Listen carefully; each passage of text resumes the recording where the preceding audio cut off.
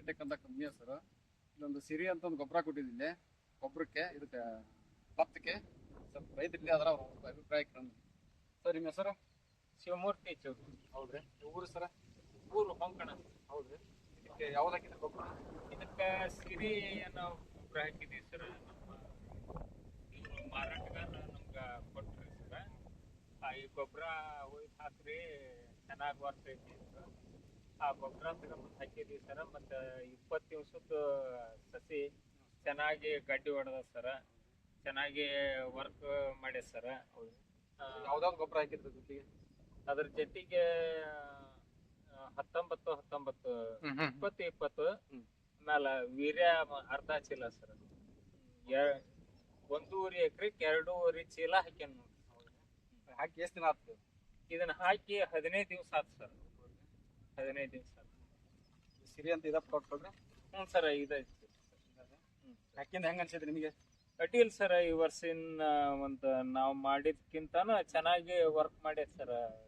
ಗೊಬ್ಬರ ನಮ್ಮ ಒಂದು ಜೀವ ಉಳಿಸೈತಿ ಅನ್ನಕ್ಕೂ ಅಡ್ಡಿಲ್ಲ ಸರ್.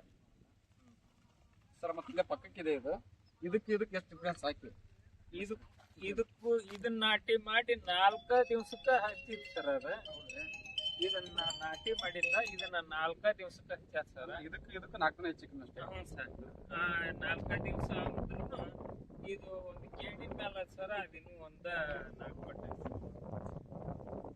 ಮಾರ್ಬೋದು ಸರ್, ಮಾರ್ಬೋದು ಸರ್, ಮಾರ್ಬೋದು. ರೈತರಿಗೆ ಒಂದು ಒಳ್ಳೆ ಒಂದು ಇದನ್ನ ಕೊಟ್ಟಂಗ ಆಗತ್ತೆ ಸರ್. ನೀವು ಸರ್ ಇಳುವರಿ ಚೆನ್ನಾಗಿ ಬಂದ್ರೆ ಸಾಕು. ಇಳುವರಿ ಹೊಸ ಗಡ್ಡಿ ಜಾಸ್ತಿ ಬಂದ್ರೆ ಚಲೋ ಆಗುತ್ತೆ. ಹೌದು ಸರ್. ಮತ್ ನಾವು ಬಿಡೋದಾದಲ್ಲ ಸರ್, ಯಾಕಂದ್ರ 4 ಕಾಳು ದುಡಿಬೇಕು ಅಂತೇಳಿ, ಸಂಪಾದನೆ ಮಾಡ್ಬೇಕು ಅಂತೇಳಿ ಬೇಕಿರ್ತದೆ. ಗೊಬ್ಬರ ಚೆನ್ನಾಗಿ ವರ್ಕ್ ಮಾಡಿದ್ರೆ ನಾವು 4 ಕಾಳು ಕಳ್ಕೊತೇವೆ ಸರ್. ಇಲ್ಲ ಅದಕ್ಕೆ ಸರ, ಮತ್ತು ಚೆನ್ನಾಗಿ ವರ್ಕ್ ಮಾಡಿದ್ರಿ ನಾವು ಮುಂದೆ ನಮ್ಮ ವ್ಯಾಪಾರಸ್ಥರು ಅದಾರಲ್ಲ, ಗೊಬ್ಬರ ವ್ಯಾಪಾರಸ್ಥರು. ಹ್ಞೂ ಸರ್.